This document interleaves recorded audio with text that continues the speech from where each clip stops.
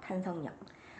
과학에 네 가지 파트가 있는데 여기는 어떤 파트에 해당하는지 아는 친구 있나요? 자, 여기는 물리 파트에 해당합니다. 근데 학생들이 과학을 싫어하는 이유 중에 하나가 물리가 어렵다 라고 생각해서 좀 싫어하는 경향이 있는데, 자, 저도 고등학교 때까지는 물리를 그렇게 좋아하지 않았거든요. 그래서 저는 원래 전공은 생명과학이고, 그리고 생화학을 뭐 대학원 때 졸업을 했고 한데 물리랑 좀 친하지는 않았어요. 근데 이제 나이가 들어서 이렇게 가르치다 보니까 오히려 물리라는 과목이 가장 깔끔하고 가장 외울 것도 적고 오히려 더 쉬울 수도 있거든요. 그래서 시간 투자 대비 되게 빨리 끝낼 수 있는 과목이 물리입니다. 근데 물리를 어렵다고 하는 학생들은 자꾸 상식으로 풀려고 하는 겁니다. 상식으로 푸는 게 아니라, 자, 물리는 공식으로 풀어주셔야 됩니다. 공식으로. 상식적으로 맞는 말 같은데 그게 틀린 말이 너무 많기 때문에 반드시 공식, 그리고 법칙, 이론, 여기에 따라야 됩니다. 그래서 뭐 예를 들어 오늘 중력과 탄성력이 나올 건데, 자, 우리 많이 들었을 거예요. 달에 가면 가벼워진다. 많이 봤죠? 달에 가면 몸무게가 적게 나간다. 가벼워진다. 이런 말을 많이 들어봤을 겁니다. 근데 이런 상식을 가지고 접근해서 지구에서 뭐 달에 가면 몸무게가 6분의 1이 돼 라고 막 한단 말이야. 그러면 이렇게 문제가 나와. 지구에서 6kg인 물체는 달에 가면 얼마일까요? 하면 애들이 6분의 1 하면서 1kg이다 이렇게 얘기를 한단 말이에요. 근데 이게 다 틀린 말이에요. 틀린 말. 알겠죠? 그래서 뭐가 가벼워지는지, 뭐는 변하지 않는지를 정확히 알아야 됩니다. 그래서 물리는 반드시 정확히 알아야 하고, 일반적으로 우리가 생각하는 우리의 마음대로 이렇게 흘러가서는 안 됩니다. 정확히 알아야 됩니다. 알겠죠? 정확히.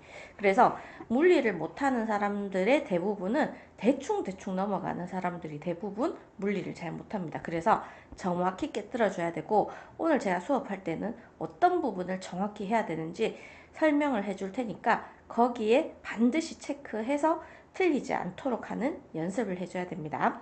자, 1번. 자, 제일 처음에 나오는 게 힘이라는 얘기가 나옵니다. 힘. 근데 이것도 마찬가지로 이건 물리이기 때문에 우리는 과학에서 다루는 힘에 대해서 하는 겁니다. 알겠죠? 뭐 파워, 그 대통령은 힘이 있다. 이거는 과학에서 다루는 힘에 대한 얘기가 아니죠. 맞죠? 우리 아빠는 우리 엄마보다 힘이 세다. 이렇게 하죠. 이건 과학에서 다루는 힘일 수 있습니다. 알겠죠? 됐죠? 하지만 대통령이 힘이 세다. 이런 거는 과학에서 다루는 힘이 아니란 말이야. 그러면 과학에서 다루는 힘은 뭐냐라고 되어 있을 때 물체가 들어가야 돼. 자, 물체를 밀거나, 뭐 물체에 사람도 포함됩니다. 자, 물체를 밀거나 당길 때 작용하는 힘. 자, 그래서 어떻게 되느냐 했을 때 물체의 모양이 변하기도 하고, 예를 들어 우리가 찰흙이 있잖아. 찰흙이 있는데 밀거나 당기거나 누르거나 막 하잖아. 그죠? 자, 여기서 그냥 밀거나 당기거나 누르거나 하여튼 물체한테 뭔가에 힘이 작용한단 말이야. 그러면 물체의 모양이 변하겠죠. 찰흙 같은 경우에 힘을 준다라고 했을 때 찰흙 만져봤죠? 모양이 변하죠. 자, 그 다음에 두 번째는 운동 상태를 변화시킨다라고 돼 있죠. 자, 운동 상태가 여기서 뭔지 알아야 되는데, 운동 상태는 물체가 이렇게 움직인단 말이야. 그래서 물체의 속력 또는 속력과 속도의 차이는 고등학교 가서 배울 겁니다. 자, 그리고 그 다음에 물체 방향. 자, 이런 걸 운동 상태라고 얘기를 하거든요. 그래서 운동 상태를 변화시키는 원인으로 단위는 뉴턴이다. 내가 왜 이렇게 강조하냐면 정말 중요한 내용이기 때문입니다. 알겠죠? 자, 그래서 자, 첫 번째 모양 변화는 어떤 게 있냐면 자, 밀가루 반죽을 누른다. 하면 밀가루 반죽이 이렇게 이렇던 밀가루 반죽이 이렇게 납작해질 수도 있겠죠. 맞죠? 모양 변화. 이해되죠? 자, 고무줄이 요런 고무줄이 있었는데 팍 잡아당겨서 이렇게 늘릴 수도 있겠죠. 위에 그림이랑 비슷하죠. 그죠? 자, 그 다음에 고무공이 있어. 고무공을 눌렀을 때 이렇게 찌그러질 수 있겠죠. 자, 그 다음에 종이를 찢었다. 종이가 이렇게 있는데 종이가 이렇게 될 수 있겠죠. 이게 다 과학에서 말하는 힘이 작용해서 모양이 변화된 경우입니다.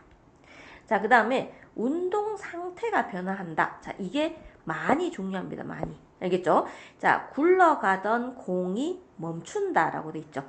그래서 공이 떼굴떼굴 굴러가다가 멈췄어. 됐죠? 그러면 뭐가 바뀌었냐면 운동 상태가 바뀐 겁니다. 운동 상태. 엄밀히 말해서 속력이 제로가 된 겁니다. 제로.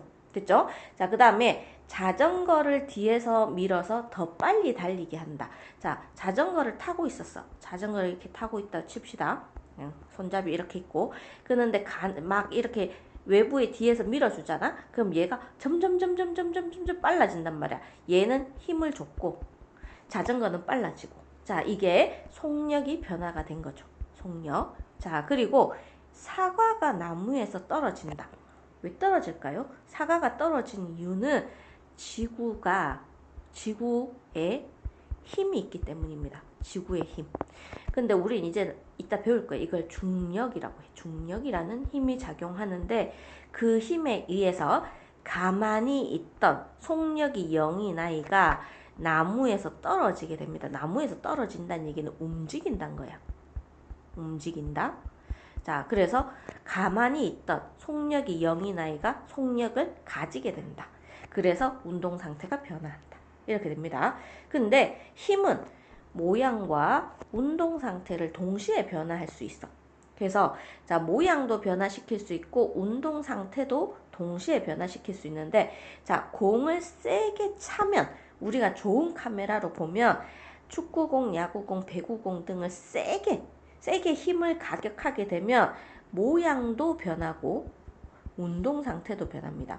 물론 골프공 같이 단단한 거, 볼링공 같이 되게 단단한 거는 모양 변하기가 쉽지 않겠죠. 오히려 깨져버리기 때문에 자, 이렇게 모양 변화가 쉽지 않지만 물렁물렁한 공들은 세게 차거나 치면은 이렇게 모양이 변합니다. 자, 그리고 자동차가 벽에 부딪히면서 멈춘다. 차 사고죠. 그럼 대부분 차가 이렇게 손상돼 있죠. 그리고 이렇게 멈췄잖아. 그치? 그거는 벽이 자동차한테 뭐를 가했냐면 힘을 가했기 때문입니다. 그래서 모양도 변하고 운동 상태도 변했다라고 합니다. 자, 그랬을 때 자, 옆에 보시면 운동 상태는 움직이는 물체의 빠르기. 자, 이거를 뭐라고 얘기한다 했죠? 속력이라고 얘기를 합니다. 속력. 그냥 속력이라고 하면 돼. 속도는 나중에 배울 겁니다. 자, 그리고 움직이는 방향을 말한다. 그래서 방향을 의미하는데 두 가지 요소 중 한 가지만 변해도 운동 상태가 바뀌었다고 한다. 이렇게 됩니다. 그래서 차가 이렇게 갔어. 차가 이렇게 가고 있는데 자, 여기에 벽이 이렇게 있단 말이야. 그래서 벽이 이렇게 있어서 차가 벽에 부딪혔어. 그러면 자, 이렇게 뭐 시속 60으로 가고 있었다. 근데 부딪히면서 얘가 멈췄단 말이야. 그러면 속력이 0이 되었단 말이야. 맞죠? 자, 그래서 얘가 속력이 바뀌었다 라고 얘기를 합니다. 속력이 바뀌었는데 가끔씩 이렇게 차가 튕겨 나올 때도 있어. 튕겨 나올 때도 있고, 그러면 이때는 오른쪽으로 가던 애가 왼쪽으로 이렇게 가게 됐잖아. 맞지? 그럼 방향이 바뀌었다. 뭐 이런 말을 쓴단 말이야. 그러다가 차가 찌그러지기도 해. 그거는 모양이 바뀌었다. 그래서 힘은 모양이나 운동 상태를 바꾼다라는 걸 기억을 해주면 됩니다. 자, 그 다음에 이제 왼쪽으로 가서 자, 힘의 3요소가 나오는데 좀 줄여야 되는데. 자, 힘을 표시하는데 자, 힘은 세 가지 3요소가 있습니다. 그래서 힘의 작용점이라 해서 힘을 준 지점이야. 자, 우린 이걸 보고 작용점이라고 얘기를 합니다. 작용점.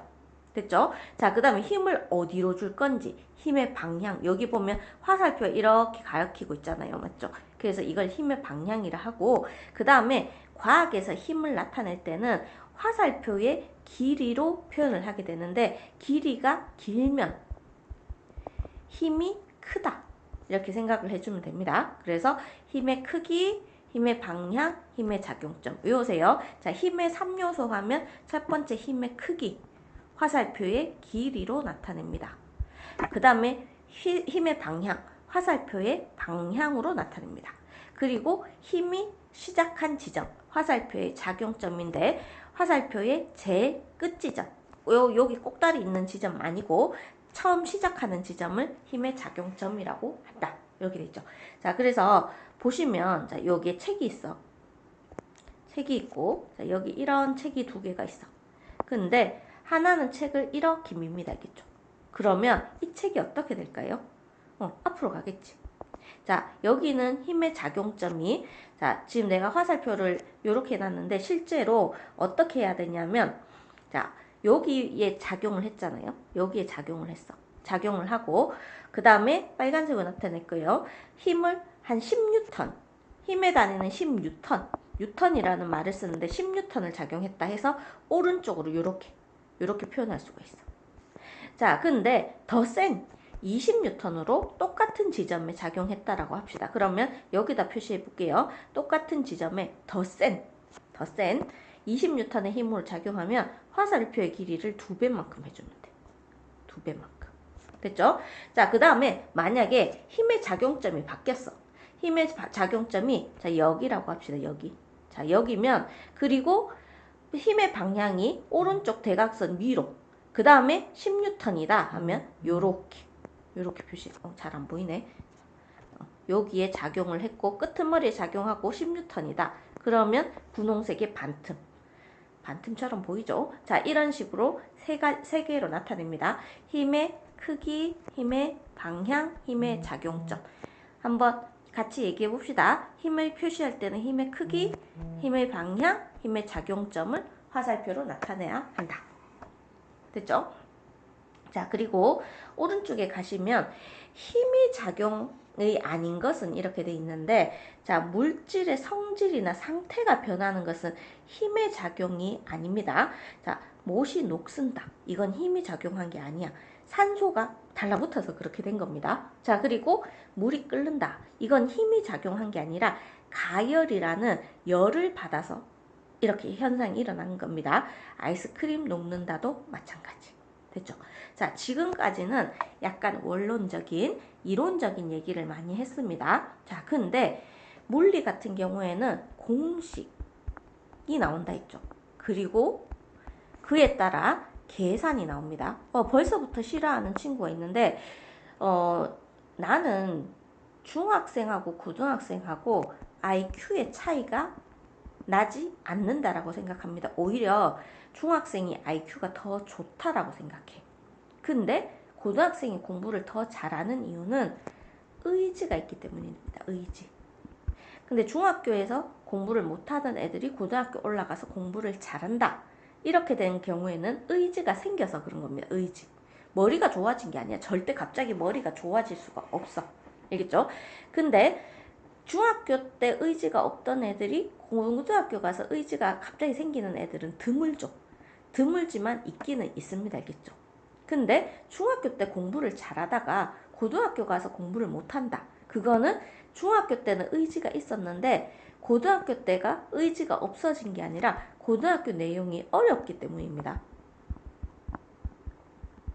고등학교 내용은 중학교 내용보다 매우 어려워. 그래서 의지가 없다기보다는 자, 이제는 한계가 온 거예요. 한계가. 그래서 본인의 역량의 한계가 온 겁니다. 의지가 있던 애가 의지가 없어진 게 아니라. 알겠죠? 근데 대부분은 대부분 중학교 때 의지를 가지고 있는 애들은 계속해서 공부를 했기 때문에 고등학교 때도 의지를 그대로 가지고 있고 그 다음에 성적도 대부분 더 잘 나오죠. 그래서 고등학교 가서 잘하지 라는 그런 어떤 생각을 하는 사람들이 있는데 대부분은 중학교 잘했던 사람들이 고등학교 때 가서 잘합니다. 알겠죠? 물론 조금 한 전교에 한 명 이제 역전하는 경우도 있기는 있어. 하지만 지금 잘해놔야 돼. 지금 중학교 때 성적이 높은 학생들은 이미 꼭대기 올라와 봤기 때문에 내려갈 생각이 없거든요. 근데 낮은 곳에 있던 사람들은 이제 올라가야지 마음만 먹어. 그래서 고등학교 가면 근데 의지가 있는 사람을 끌어내려야 되는데 그게 쉽나요? 어렵죠, 맞죠? 자, 쓸데없는 얘기를 좀 하긴 했는데, 자, 이제 우리 중력을 할 겁니다. 그만큼 중요하다는 거야. 자, 중력은 지구와 같은 어떤 천체가 물체를 당기는 힘을 중력이라고 얘기를 합니다. 그래서 지구와 같은 천체니까 천체는 우리 아는 거 뭐 있죠? 화성도 있고요. 엄청 큰 태양도 있죠. 그리고 심지어는 달도 있습니다. 자, 이런 것들이 물체를 당기는 힘을 중력이라고 얘기를 합니다. 중력. 됐죠? 자, 중력의 크기는 물체의 질량이 클수록 이라고 되어 있는데, 자, 물체의 질량이 클수록 지구 중심에 가까울수록 크다. 자, 이거는 지구의 중력을 얘기하는 겁니다. 지구 중력. 지구 중력 기준으로. 물론 어떤 기준을 정해놓고 얘기를 하는 거야. 좀 헷갈릴 수 있는데 어떤 거냐 하면, 자, 여기에 어떤 행성이 이렇게 있어. 자, 그랬을 때, 자, 여기에 물체가 두 개가 있단 말이야. 하나는 1kg짜리 물체고 또 다른 하나는 2kg짜리 물체야. 그러면 둘 중에 중력이 누가 더 커? 라고 하면 2kg짜리 물체가 중력이 더 큽니다. 알겠죠? 기억해야 돼. 그래서 내가 공식이니까 기억을 해야 됩니다. 물체의 질량이 클수록 중력이 크다. 질량이 클수록. 자, 그 다음 두 번째. 하나는 여기에 있고 하나는 여기에 있어. 근데 지구 중심이 여기에 있단 말이야. 똑같이 1kg짜리 물체야. 1kg, 1kg. 이렇게 했을 때, 자, 뭐 여기에서 일단 거리가 많이 떨어져 있죠, 맞죠? 그랬을 때 지구 중심 방향에 누가 가깝냐 했을 때 얘가 훨씬 가깝잖아. 가까울수록 중력이 크다. 됐나요? 자, 외우셔야 됩니다. 뭐 외워야 된다고? 내가 빨간색으로 꺼줄게요. 자, 지구 중력의 크기는 물체의 질량이 클수록, 자, 그 다음에 지구 중심에 가까울수록 크다. 그래서 여기에서 문제에서는 막 비교를 한단 말이에요. 누가 중력이 더 커요 하면 질량이 큰 아이요. 그리고 지구 중심 가까운 아이가 중력이 크다. 이렇게 됩니다. 자, 중력이 쌤 저는 안 느껴지는데요. 안 느껴질 수 있어. 하지만 중력을 느끼고 싶으면 지금부터 손을 드세요. 알겠죠? 손 들고 그 다음에 계속 이렇게 손을 뻗쳐서 머리 위로 들고 있습니다. 그러면 서서히 중력이 느껴질 거야. 왜? 내가 힘들거든? 누가? 지구가 계속 날 잡아당기고 있으니까. 알겠죠? 아니면 뭐 매달려 있어 보세요. 알겠죠? 매달려 있으면 자꾸 떨어질라 할 거야. 그거는 지구가 날 잡아당기고 있기 때문입니다. 그래서 중력에 의해서 나타나는 현상은 눈과 비가 내린다. 아래로 내리죠. 지구가 잡아당기고 있어서 그래. 자, 그리고 지구 주변에 돌아다니던 운석이라고 하늘에 있는 천체들 있죠. 작은 천체들. 이게 지구의 중력에 의해서 떨어지게 됩니다. 그리고 사람이 땅에 발을 딛고 설 수 있는 것도 중력이야. 아니면 홀홀홀홀 천사처럼 날아가겠죠. 자, 그 다음에 달이 지구 주위를 공전한다. 이것도 달이 지구에 중력이 작용하기 때문입니다. 자꾸 전화가 오네. 그치? 자, 그래서 이게 지구라면 이 달이 있단 말이야. 만약에 중력이 없으면 달은 딴 데로 날아갈 거야. 하지만 중력이 있어서 달이 계속 지구 주변을 이렇게 맴돌게 됩니다. 자, 근데 속력이 있다 보니까 딸려오지 못하고 지구 주변에서 계속 돈다는 거야. 이게 전부 다 중력이 작용해서 생기는 현상입니다. 됐죠? 자, 그 다음에 엄청 중요하고 그 다음에 너네들이 정말 많이 틀리는 내용이 나오는데, 자, 내가 얘기했죠. 정확히 하려고. 정확히. 어설프게 알면 안 됩니다. 그리고 지금 우리가 일반적으로 얘기하는 상식들은 버리세요. 알겠죠? 여기에서는 과학에서 쓰는 용어지 우리 집에서 쓰는 용어가 아니야, 알겠지? 그래서 우리 집에서 쓰는 용어랑 헷갈리면 안 됩니다. 왜 내가 어떤 얘기를 하냐면 너 몸무게 몇 킬로야 하면 뭐 60kg요, 50kg이요 이렇게 얘기를 하는데 그건 우리 집에서 쓰는 용어야. 근데 지금은 진짜 과학적인 거, 알겠죠? 진짜 과학적인 걸 배우니까 우리 집에서 쓰는 용어랑 분리를 해주세요. 알겠죠? 자, 부탁드립니다. 자, 그러면 과학적인 용어에 뭐와 뭐의 차이를 알아라고 얘기하냐면 무게랑 질량의 차이를 아세요 라고 얘기를 합니다. 무게와 질량의 차이. 자, 무게는 정확히 뭐냐면 우리가 앞에서 중력을 배웠잖아. 물체에 작용하는 중력의 크기를 무게라고 한다. 됐죠? 단위는 뭘 쓰냐면 뉴턴을 쓴다. 됐나요? 중력도 힘이거든요. 여기 이게 한자로 힘력자야. 그래서 힘의 단위, 자, 뉴턴 들어봤죠? 힘의 단위랑 같다. 자, 어떤 걸로 재냐면 용수철 저울, 안전뱅이 저울 이런 걸로 사용을 합니다. 그래서 물체를 당기는 중력에 따라서 늘어나는 또는 줄어드는 용수철의 길이를 이용해서 측정을 합니다. 자, 그리고 자, 별표 측정 장소에 따라 물체를 당기는 중력이 달라지므로 무게가 달라진다. 그래서 우리 지구는 실제로 지구가 원래 완전히 동그란 게 아니라 약간 요렇게 생겼거든요. 그래서 실제로 여기에서 중력을 잴 때랑 똑같은 아이인데 여기에서 무게 잴 때랑 여기에서 무게 잴 때랑 지구 중심까지의 거리가 다르단 말이야.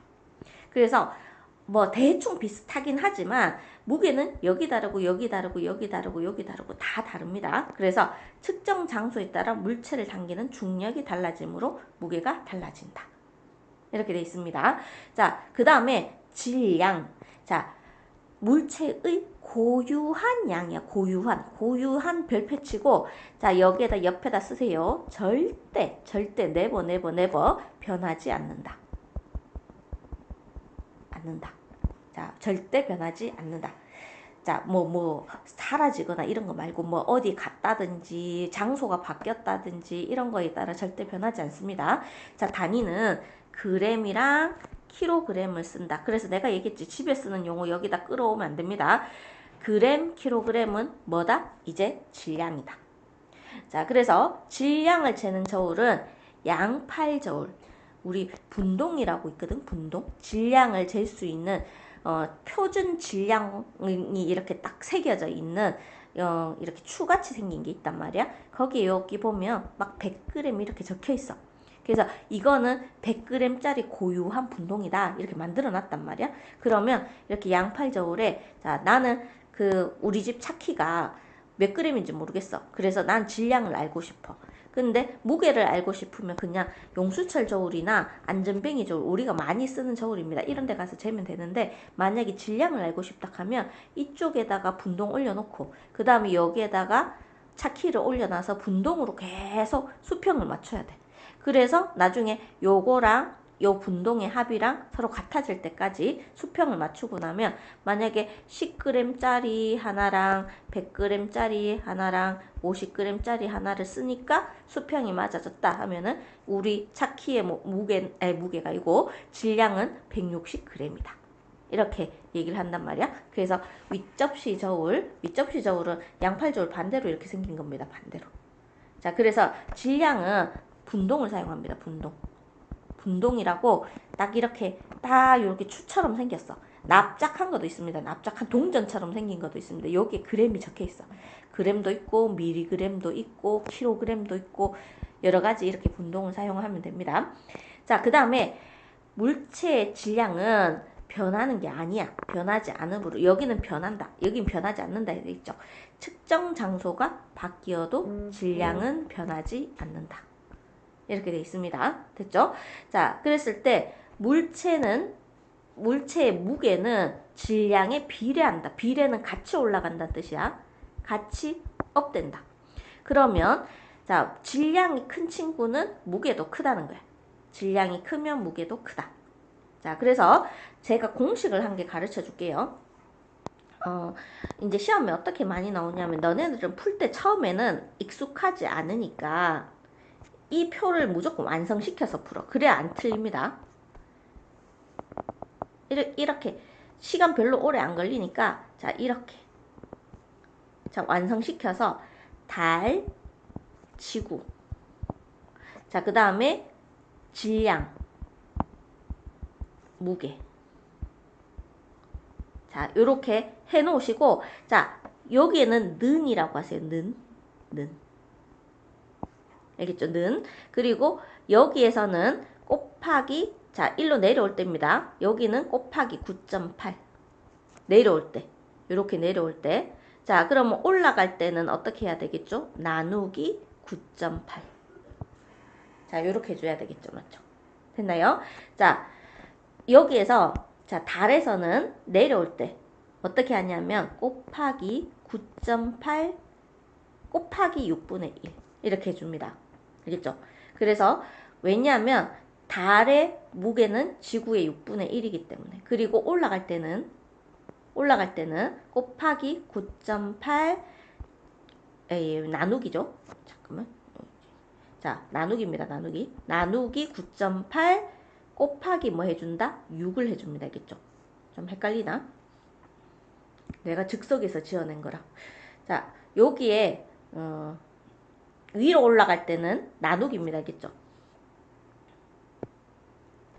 여기에서 올라갈 때는 나누기.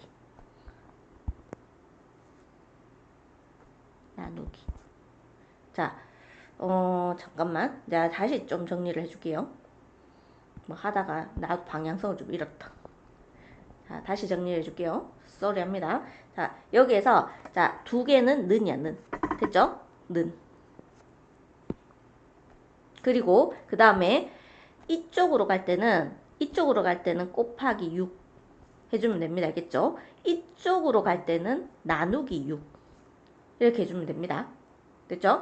자, 예를 들어서 한번 해볼게요. 자, 예를 들어 뭐 어떤 숫자가 좋을까?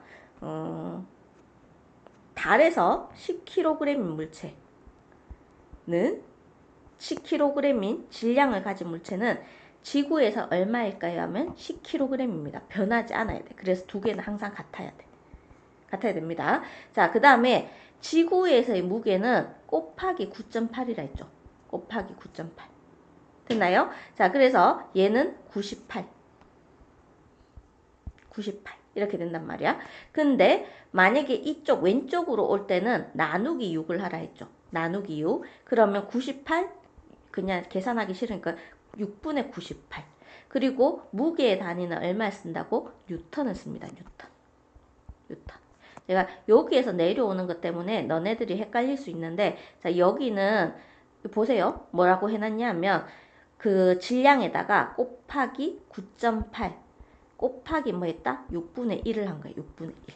알겠죠? 9.8 곱하기 6분의 1. 공식 너무 많으면 헷갈리잖아. 그죠? 그래서 자, 우리 이것만 할게요. 자, 여기에서 곱하기 9.8을 해주시고 그 다음에 오른쪽으로 갈 때는 곱하기 6 왼쪽으로 갈 때는 나누기 6 이렇게 해줍니다. 자, 그리고 달에서 지구로 올 때는 9.8 곱하기 6분의 1 이렇게 해주는데 나머지 공식은 일단 생략을 할게요.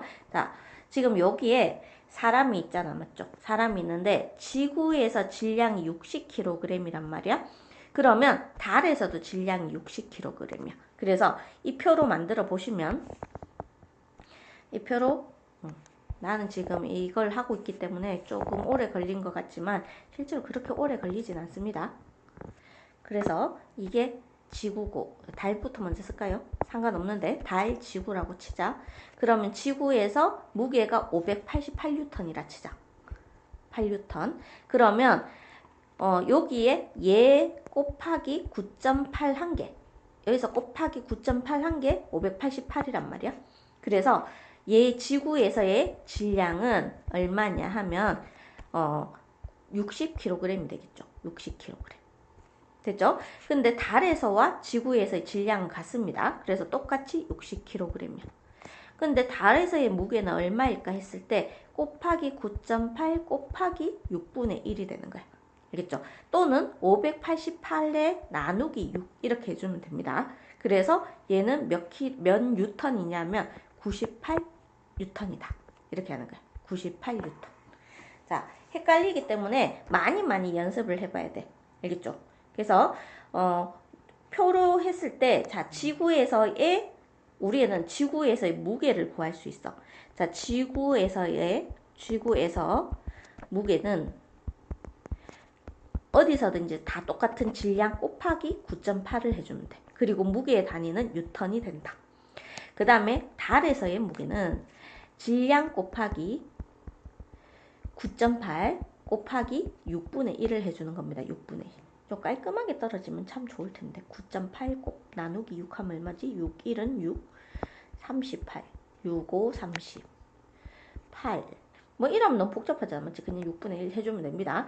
자, 계산할 때 이렇게 할 건데, 자, 옆에 보면 달의 중력은 지구 중력의 6분의 1이므로 달에서의 무게는 지구에서의 약 6분의 1이 된다. 자, 중력은 6분의 1입니다. 근데 내가 상식적으로 하다 많이 틀린다 했죠. 근데 질량은 같다. 질량은 같다. 무게는 6분의 1이 된다. 질량은 서로 같다. 일단 이런 걸 기억을 해줘야 돼. 알겠죠? 그래서 달과 지구에서의 질량은 서로 같고 지구에서 무게는 질량에다가 뭐 곱해준다고요? 1로 갈 때는 뭘 곱해준다? 9.8을 곱해준다. 자, 그 다음 1로 갈 때는 뭐 해준다? 곱하기 6분의 1을 해준다. 또는 나누기 6을 해준다. 알겠죠? 자, 요것만 잘 하면 됩니다. 반대로 가는 문제도 출제할 수 있기 때문에 요로 갈 때는 곱하기 6, 요로 갈 때는 어떻게 한다? 곱하기 6분의 1. 두 개는 서로 같으니까 기억하세요. 그리고 요로 갈 때는 9.8 곱해주는 겁니다. 그리고 거꾸로 갈 때는 나누기 9.8인데 아마 이 네 개 중에서 한 개가 아마 나오면서 막 물을 거야. 그러면 표로 정리를 하는 연습을 해주시면 됩니다. 그죠? 문제 풀이 할 때 한 번 더 일단 어떻게 푸는지 얘기를 해줄게요. 자, 뒤에 문제를 한번 풀어보세요. 자, 다 됐죠? 자, 물체에 힘이 작용할 때 일어날 수 있는 변화, 모양이 변한다. 자, 그 다음에 운동 방향이 변한다. 물체의 빠르기가 변한다. 요 두 개를 뭐라고 얘기한다 했죠? 운동 상태라고 표현을 한다 했습니다. 됐죠? 그러나 질량은 변하지 않는다. 기읍, 니은, 리을. 이렇게 답 썼죠? 자, 그 다음에 오른쪽 그림은 어떤 힘을 화살표로 나타낸 것이다. 힘의 방향과 크기를 구하시오 했는데, 자, 힘의 방향은 화살표가 가리키는 방향이죠. 그래서 뭐라고 얘기해야 되냐면 동쪽이라고 해야 됩니다. 동쪽. 동쪽. 자, 힘의 크기는 한 칸이 10N이니까 하나, 둘, 세 개죠. 맞죠? 그래서 30N. 어렵지 않죠? 됐죠? 자, 그 다음에 지금 물체가 떨어지는 방향을 A, B, C, D. 자, 지금 보면 여기에는 중력이 작용하는 겁니다. 중력. 자, 중력은 지구 중심 방향으로 물체를 잡아당기는데 이 물체는 어디로 끌려갈까요? 했을 때 지구 중심 방향인 C 방향으로 끌려가게 되고 그 힘의 원인은 자, 그 힘의 원인이 되는 힘은 중력이라고 표현해 주시면 됩니다. 중력. 됐죠? 자, 중력은 지구와 같은 천체가 물체를 당기는 힘이다. O. 중력의 방향은 지구 중심 방향이며 중력의 단위는 힘의 단위랑 똑같은 뉴턴을 써야 됩니다. 그래서 뉴턴을 사용한다. 달이 지구를 도는 까닭도 지구 중력 때문이다. 맞습니다. 그 다음 중요한 것. 질량에 대해서, 무게에 대해서. 자, 뭘까요? 물체에 작용하는 중력의 크기. 이거는 무게에 해당하고요. 측정하는 장소에 관계없이 일정한 것은 질량에 해당합니다. 용수철 저울로 측정하는 것은 무게에 해당하고요. 용수철 저울, 윗접시 저울은 무게입니다. 알겠죠? 양팔 저울이나 용수철 저울, 그 다음에 용수철 저울, 잠깐만 미안. 자, 용수철 저울이랑 안전뱅이 저울. 내가 고등학생만 자꾸 가르치다 보니까 오랜만에 sorry. 자, 그래서 용수철 저울, 안전뱅이 저울은 뭘 측정한다? 그 무게를 측정하는 거고요. 그 다음에 양팔 저울이나 윗접시 저울로 측정하는 것은 질량에 해당합니다. 질량. 안전뱅이가 생각이 안 났어. 좀 나이가 들다 보니. 핑계다 맞지? 안전뱅이. 됐나요? 자, 그 다음 6번으로 내려갈게요. 자, 6번에 물체의 A의 질량을 측정했더니 30kg이었다. 표 한 번만 만들어 볼까요, 얘들아? 응, 표 한 번만 만들어 보자. 연습해 보자. 자, 몇 줄 꺼야 되죠? 응, 3줄 끊고 몇 칸? 3칸. 3, 3은 굽니다. 알겠죠? 자, 그리고 우린 여기다 달 쓰시고 그 다음 지구 쓰시고 처음에는 이렇게 연습해야 돼. 나중에 뭐 내 나이가 되면 이제 암산 되겠지만 몇 번 하면 암산 되겠지만 지금은 틀릴 가능성이 높기 때문에 이렇게 써주세요. 알겠죠? 자, 그 다음에 여기는 질량 그리고 여기는 무게 이렇게 써주세요. 자, 그러면 지구에서 물체 A의 질량을 측정했더니 30kg이었다. 그럼 칸을 채워가자고. 는 그냥 채워 30kg. 됐나요? 자, 그러면 여기 내려갈 때 뭐 한다 했죠? 9.8이라 했죠. 9.8이니까 3 곱해볼게요. 8, 3, 24, 9, 3, 27, 294 이렇게 됩니다. 그래서 294 단위는 뉴턴 이렇게 되죠. 자, 그 다음에 또 여기서 바로 갈게. 1로 가면은 나누기 6 또는 곱하기 6분의 1 해준다 했잖아. 그럼 294 나누기 6 이렇게 해주면 4.9가 나옵니다. 69, 64, 24, 69, 54 이렇게 해서 여기서는 49 뉴턴 이렇게 나옵니다. 49. 4.9가 아니고 49 뉴턴. 자, 그럼 이런 상태에서 문제를 풀어보자고. 나는 우리 문제 보지도 않았다. 그치? 자, 물체에서 물체의 무게는 9.8 곱하기 질량이므로 A의 무게는 294 뉴턴이다. 자, 그 다음 달의 중력은 지구 중력의 몇 분의 몇이다? 6분의 1이므로 자, 달에서의 물체 A의 무게는 요거의 6분의 1을 해주면 됩니다. 그래서 49 뉴턴이다. 자, 그 다음 달에서 물체 A의 질량 이거 진짜 많이 틀린데 같아. 계산할 필요 없습니다. 30kg이다. 이렇게 해주시면 됩니다. 실수하지 말고 이거는 내신 문제 반드시 나오니까 기억을 해주세요. 됐죠? 자, 우리 어려운 건 끝났습니다. 이제 뒤에 넘어가서 탄성력에 대해서 할까요? 탄성력. 자, 탄성력은 모양이 변한 물체가 원래 모양으로 되돌아가려는 힘. 이걸 탄성력이라고 얘기를 하는데, 자, 탄성력의 방향은 공식이라고 얘기했죠. 그래서 탄성체에 작용하는 힘의 방향과 반대 방향. 이거 뭐 이해가 안 되겠지만, 자, 예를 들어 용수철이 이렇게 있어. 용수철이 이렇게 있는데 이렇게 있어. 근데 얘를 오른쪽으로 잡아당겼단 말이야. 오른쪽으로 잡아당기면 모양이 변한 물체가 원래 모양으로 되돌아가려고 해. 그러면 얘가 어디로 되돌아가려고 하지? 왼쪽으로 되돌아가려고 하지. 자, 우린 이런 힘을 탄성력이라고 합니다. 탄성력. 탄성력이라 하고 힘이 작용한 방향과 반대 방향으로 되겠죠. 그래서 힘의 방향과 반대 방향. 됐죠?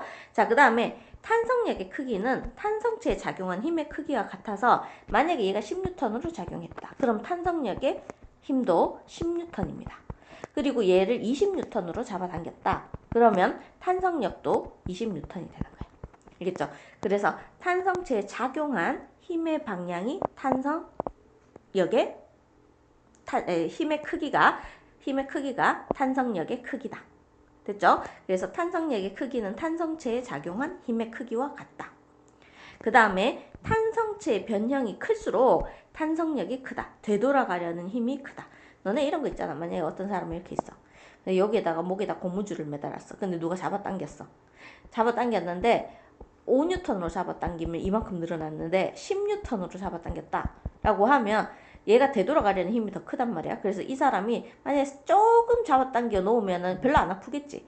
근데 한참 잡았다 놓으면 엄청 아픕니다. 맞죠? 그게 탄성력이 커지기 때문입니다. 그래서 외부에서 작용하는 힘의 크기가 클수록 탄성력도 크다.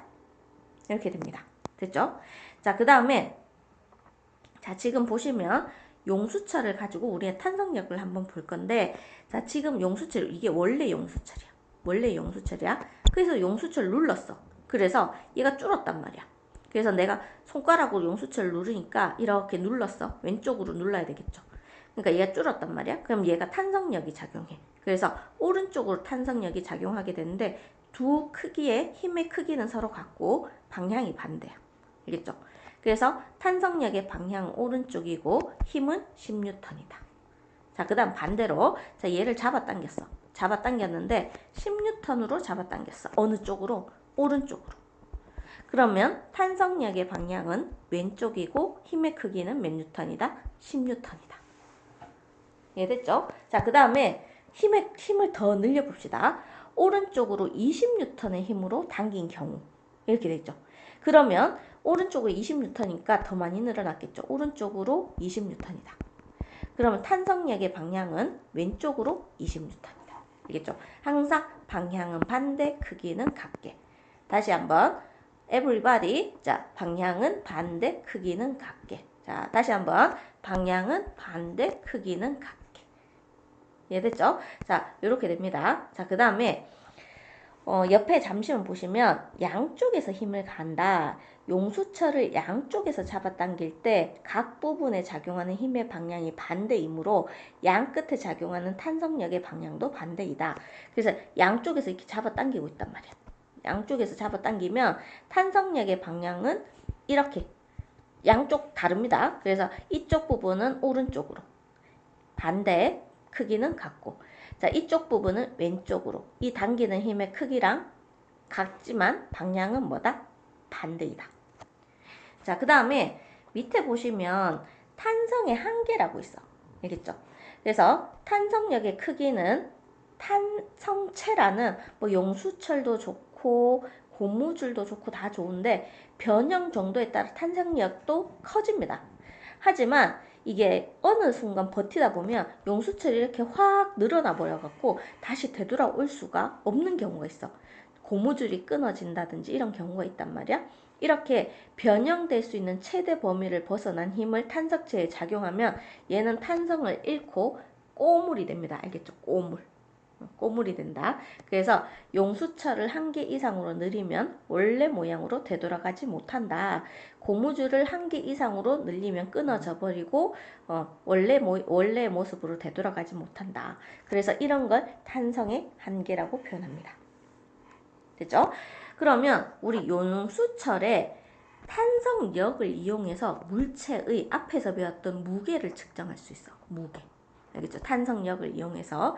자, 그때 무게를 측정할 때 제일 중요한 게 용수철의 길이가 아니야.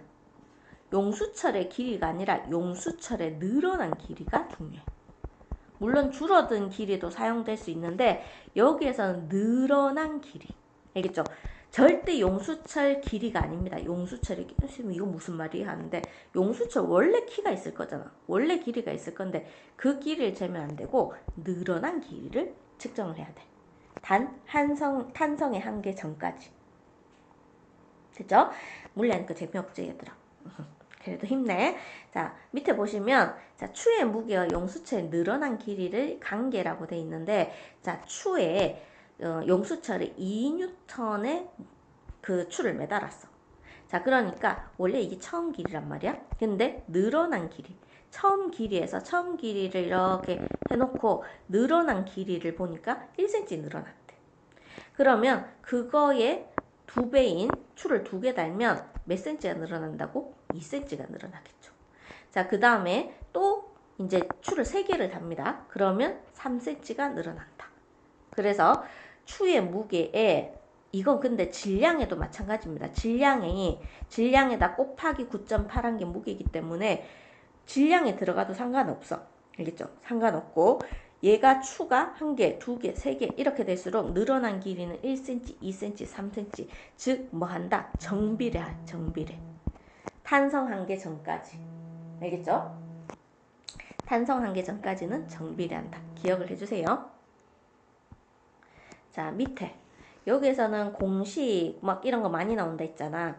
자, 여기에 자, 위에 용수철에 어떤 물체를 매달았더니 용수철이 10cm만큼 늘어났다. 이 물체의 무게는 몇 뉴턴인가? 이렇게 해놨죠. 근데 2뉴턴에 1cm가 늘어난다 했잖아. 그러면 10cm가 늘어나려면 이게 10배잖아. 그지? 10배면 얘도 10배가 되면 됩니다. 그죠? 그래서 2 곱하기 10은 얼마? 20뉴턴. 이렇게 되겠죠. 그래서 무게는 20N이다. 뭐 여러 가지 방법 비례식 써도 됩니다. 2N일 때 1cm니까 X뉴턴 10cm. 뭐 이런 식으로 계산을 해줘도 되겠죠. 자, 그렇게 비례식을 세워주시면 됩니다. 자, 용수철의 늘어난 길이에 비례하는 것. 자, 공식이니까 외워야겠죠. 추의 개수에 따라 추의 무게가 늘어나고, 자, 용수철을 잡아당긴 힘이 늘어나는 겁니다. 그리고 용수철의 탄성력도 비례한다. 자, 여기에서 표시 안 해놨지만 질량에도 비례합니다. 질량에도 비례해. 질량과 무게가 비례관계이기 때문에 자, 질량에도 비례합니다. 알겠죠? 질량이 안 비례하는 거 아니야. 자, 요렇게 되고, 자, 그 다음에 탄성력을 이용하는 것. 자, 여기 보면 스프링 달려있잖아. 맞지? 스프링 달려있고, 자, 그 다음에 요 안에 보면 스프링 달려있죠. 그 다음에 여기에도 트램폴린 요 사이사이에 스프링이 다 달려있습니다. 그래서 얘들이 다 원래로 되돌아가려고 하잖아. 맞지? 자, 그리고 장대에 보면 요 뭐가 휘었다. 그죠? 부러지면 끝나는 거고, 탄성을 이용해서 원래 되돌아가려는 힘으로 얘가 이렇게 다시 펴지잖아. 맞지? 그러면 선수가 뻥 하고 날아오른단 말이야. 자, 이런 것도 탄성력을 이용한 기구이다. 할 수 있겠죠? 그죠? 자, 그 다음 넘어가서, 자, 탄성력이 작용하는 방향을 화살표로 나타내시오. 얘를 눌렀잖아. 그러면 오른쪽. 맞죠? 그 다음 당겼잖아. 왼쪽. 됐죠? 눌렀잖아. 위쪽. 이렇게 해주면 되겠죠. 이걸 탄성력이 작용하는 방향이고, 만약에 크기까지 나타내려면 똑같이 그려야 됩니다. 이 길이랑 이 길이랑 똑같이. 알겠죠? 자, 그 다음에 이 길이랑 이 길이랑 똑같이. 여기 방향만 하라 했으니까 방향만 신경 쓰면 되겠죠? 자, 그 다음에 탄성력에 대해서 옳은 것 O, 옳지 않은 것은 X. 자, 변형된 물체가 원래 모양으로 되돌아가려는 힘을 탄성력이라고 한다. 자, 그 다음에 탄성력은 변형된 방향과 같은 방향이 아니라 반대라고 했습니다. 반대. 쭈그러들면 펴지려고 하고, 펴면 당기면 다시 쭈그러들려고 하고. 자, 그 다음에 탄성력의 크기는 탄성제에 작용하는 힘과 같다 했습니다. 자, 그 다음에 용수철이 많이 늘어날수록 탄성력이 커진다. 이건 맞는 말이야. 탄성 한계 전까지는. 됐죠? 자, 용수철 들어있는 거 찾으면 되겠죠? 뭐 고무줄도 상관없고, 자, 침대 안에 스프링 들어있습니다. 자, 고무줄도 탄성력을 이용한 거야. 자, 나침반은 우리 아직 안 배웠는데 자기력을 이용한 거야. 자기력. 됐죠? 컴퓨터 자판 누르면 다시 되돌아오지. 자, 여기에 용수철 들어있습니다. 압정은 아니고, 자, 그 다음에 빨래집게에도 빨래집게 모양을 내가 변형시켰는데 다시 되돌아오는 것들은 다 탄성력을 가지고 있어. 자, 그래서 빨래집게도 들어있습니다. 됐죠? 심지어는 피아노에도 있대. 피아노 건반 누르면 다시 오잖아. 맞지? 자, 이런 것들 다 탄성력을 이용한 거다. 됐죠? 자, 그 다음에 옆에 보시면, 자, 이제 추를 매달았는데, 자, 추를 한 개 매다니까 3cm가 늘어났어. 두 개 매다니까 6cm가 늘어났대. 자, 그러면 한 개 매달았을 때 3cm니까 5개를 매달면, 자, 한 개일 때 3cm가 늘어나면 이건 비례식이죠. 5개일 때는 몇 cm가 된다? 15cm가 되겠죠. 5배. 그래서 15cm가 되어서 용수철이 15cm 늘어난다. 여기에 X라고 써야 되는지는 정확히 좀 모르겠는데 비례식을 세우라는 건지 아니면 그냥 바로 답을 하라는 건지. 자, X일 것 같아. X. Xcm가 되어 용수철이 15cm가 된다. 헷갈리네. 자, 내가 답지를 나중에 한번 확인해 볼게요. 자, 원하는 답이 이걸 건데, 자, 용수철의 늘어난 길이가 11cm가 되려면 한 개 3cm니까 여기도 x개가 되겠죠. x. 자, x개. 그러면 x는 얼마? 4. 4 맞나요? 3, 4. 4. 자, 그 다음에 좀 당황스럽네. 자, 그 다음에 추 한 개의 무게가 2N이라면 6N의 힘으로 용수철을 잡아당겼을 때 용수철이 늘어난 길이는 몇 cm인가 했을 때 한 개 3cm잖아. 그럼 얘가 2N이래. 그러면 6N이면 3배잖아. 맞지? 3배. 3배. 그러면 몇 cm가 늘어난다? 9cm가 늘어난다. 이거보다 더 응용된 문제가 숙제하다 보면 나올 수도 있어. 그때 잘 해야 됩니다. 자, 그 다음에 자, 지금 어느 용수철인데, 자, 지금 2N을 매달면 1cm가 늘어나고 4N을 매달면 2cm가 늘어납니다. 그러면 12cm가 늘어났다면 무게는 몇 N인가? 우리 식 한번 세어볼까요? 자, 2N일 때 1cm가 늘어나죠. 그러면 XN 12cm 비례식만 잘 보면 되잖아. 얘가 10이니까 12배니까 얘도 12배 해주면 되겠죠. 그죠? 그래서 24N. 자, 요렇게 해주시면 됩니다. 됐나요? 자, 그리고 뒤에 가서 탐구 활동이 있거든요. 자, 용수철을 이용한 무게 측정인데, 자, 지금 여기 이게 처음에 용수철의 길이야. 자, 그리고 여기에다가 추를 한 개씩 매답니다. 추를 한 개씩 매달면서 원래의 길이에서 늘어난 길이를 이렇게 자로 직접 재주는 거야. 여기 보면 자 보이죠? 재는 거. 자, 그랬을 때 한 개를 매다니까 1.6cm가 늘어나더래. 그러면 두 개를 매달면 3.2cm가 늘어나겠죠. 자, 그 다음에 세 개를 매달면 4.8cm가 늘어나겠죠. 계산할 수 있지? 그 다음에 네 개를 매달면 6.4cm가 늘어나겠다. 라고 했어. 됐죠? 자, 그때 용수철에 모르는 그 물체를 매달고 한번 측정해 보니까 4cm가 늘어났다. 자, 근데 뭐 추 한 개의 무게가 1N이래. 1N. 1N에 1.6cm가 늘어났잖아. 맞지? 그러면 저 지금 파우치인가? 이거 한번 무게를 계산하면 1N일 때 1.6cm가 늘어난다. 그러면 4cm가 늘어났다면 앞에 뉴턴이면 뒤에도 뉴턴이 나와야 돼. 몇 뉴턴인가? 몇 뉴턴인가? 이렇게 계산해 주시면 x는 얼마 이렇게 나오겠죠. 맞죠? 1.4 나누기 1.6인데 계산하기 싫으니까 넘어갈게요. 그래서 여기 나왔네. 계산 2.5뉴턴이다. 2.5뉴턴. 너네 계산할 수 있겠지? 자, 용수철에 늘어난 길이는 용수철에 매단 추의 개수, 즉 추의 무게에 뭐한다? 비례한다. 그래서 이렇게 추를 달았을 때 몇 cm 늘어나는 걸 보고 용수철에 늘어난 길이를 측정해서 물체의 뭐를 알 수 있다? 무게입니다. 알겠죠? 용수철은 질량하면 안 돼. 무게를 알 수 있습니다. 무게. 물론 비례 관계지만 용수철 저울로 재는 건 엄밀히 말해서 무게를 재는 거예요. 그 지역의 무게. 그 지역의 무게. 알겠죠? 지역이 달라지면 무게도 달라지게 되고 측정 장소가 바뀌면 달라지기 때문에 그냥 그 측정 장소의 무게라고 생각해 주시면 됩니다. 자, 그 다음에 한번 볼까요? 뒤에 거를 같이 풀어야 될지 아니면 스스로 풀 수 있을지. 자, 이거는 스스로 풀 수 있을 것 같습니다. 알겠죠? 그래서 어려운 게 따로 없는 것 같죠? 그래서 집에서 한번 풀어보시고 채점을 본인이 해야 되는 학생들은 채점을 하시고 아니면 부모님한테 부탁해 주셔도 되고 그 다음에 학원에 오는 친구들은 제가 직접 매겨주겠습니다. 그래서 복습 잘 해주시고 조금 헷갈리는 내용이 있는데 그건 개별적으로 조금 질문을 해주세요. 지금 제가 빨리빨리 막 찍는다고 너무 정신없게 한 것 같은데 일단 정확히 공식만 알면 되니까 너무 어려워하지 마시고 잘 따라오길 바랍니다. 자, 수고하셨습니다.